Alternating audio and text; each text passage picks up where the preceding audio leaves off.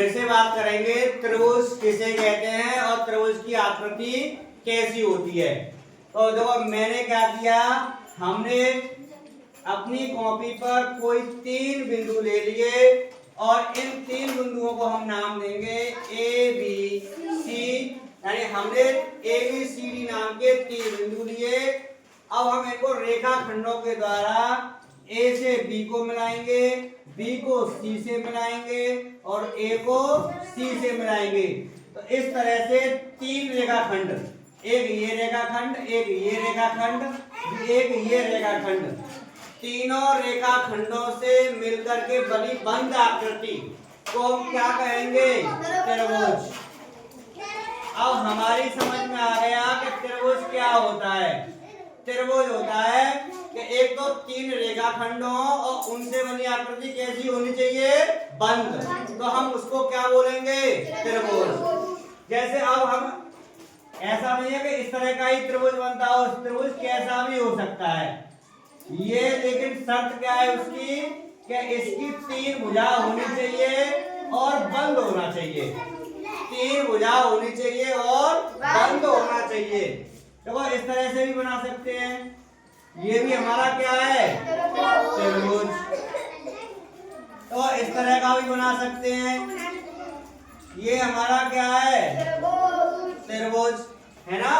कुछ इस तरह से भी बना सकते हैं, ये वाला, ये भी क्या है, त्रिभुज। देखो कुछ इस तरह से भी बना सकते हैं, इस तरह से ऐसे करके, तो ये क्या है, इन सबको चित्रों को देख करके अब हमें ये पता चलता है कि जिसकी 3 भुजा हो, जिसकी 3 भुजा हो और उन तीनों भुजाओं से एक बंद आकृति बनती हो, तो हम उसको क्या बोलेंगे, त्रिभुज। समझ में आया त्रिभुज। अब आगे लोग क्या करते हैं, अब आगे एक बात आती है हमारी, त्रिभुज के अंदर का जितना भी हिस्सा है, त्रिभुज के अंदर का जितना भी हिस्सा आपको दिखाई दे रहा है, अंदर अंदर का ये वाला हिस्सा, तो हम इसको बोलेंगे त्रिभुज का अंतः क्षेत्र। त्रिभुज का अंतः क्षेत्र, अंतः क्षेत्र से मतलब है कि त्रिभुज के अंदर वाला एरिया, त्रिभुज के अंदर का क्षेत्र, जो त्रिभुज के अंदर है उसको हम बोलेंगे त्रिभुज का अंतः क्षेत्र, अंदर वाला। और त्रिभुज के बाहर का जितना भी एरिया है उस सबको बोलेंगे त्रिभुज का बाह्य क्षेत्र, यानी बाहरी क्षेत्र।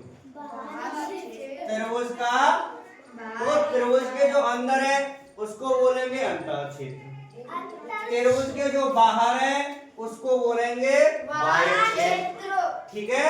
अब आगे देखो इसमें क्या होता है, ध्यान से समझते जाना तो समझ में आएगा तुम्हारे। अब देखो ये त्रिभुज था हमारा, एक हमारा ये मेन त्रिभुज हम बना के लेके चलना है इसको।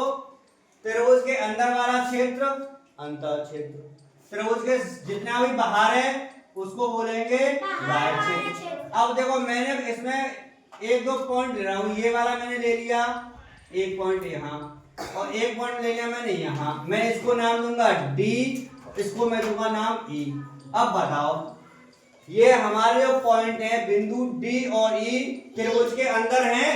नहीं। तो कहाँ पर है, त्रिभुज के बाहर है ना, तो त्रिभुज के बाहर है तो इनको क्या बोलेंगे, बाह्य क्षेत्र के बिंदु, यानी त्रिभुज के बिंदु D और E त्रिभुज के बाह्य क्षेत्र के बिंदु हैं जो त्रिभुज के बाहर उपस्थित हैं, है ना। अब देखो ये वाला बिंदु है, ये वाला, एक ये वाला है, एक ये बिंदु A, बिंदु B, बिंदु C। बताओ त्रिभुज के अंदर है या त्रिभुज के बाहर है?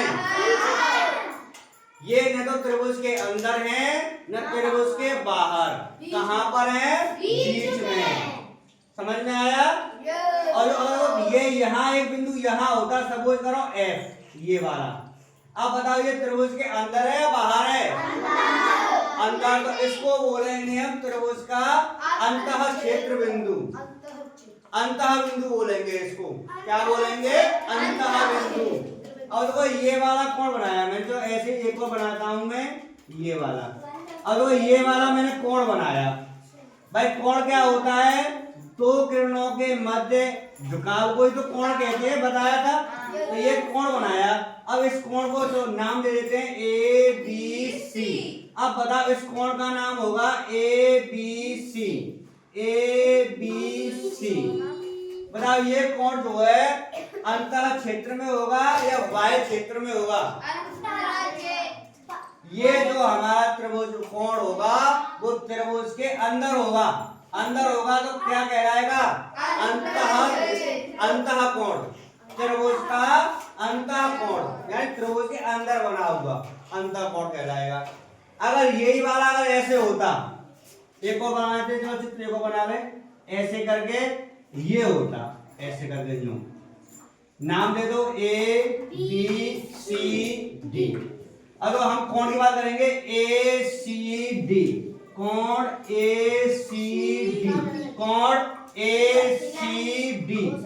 इसकी बात करो, देखो ये त्रिभुज के अंदर बना हुआ है, बाहर बाहर बना हुआ है, तो इसको हम बोलेंगे त्रिभुज का बाह्य कोण यानी बाह्य कोण। ये त्रिभुज के बाहर बना हुआ है तो इसको हम बोलेंगे त्रिभुज का बाह्य कोण। ठीक है, तो इस तरह से हम त्रिभुज के कोण और त्रिभुज में कितनी भुजा होती है टोटल? 1 2 3। त्रिभुज में 3 भुजा हो गई। ठीक है, तो इस तरह से हम त्रिभुजों को कई भागों में बांट सकते हैं, कोण के आधार पर, भुजाओं के आधार पर, है ना। तो इन सब की हम डिटेल आगे कक्षा में लेंगे। ठीक है, इतना उतार लो आप लोग।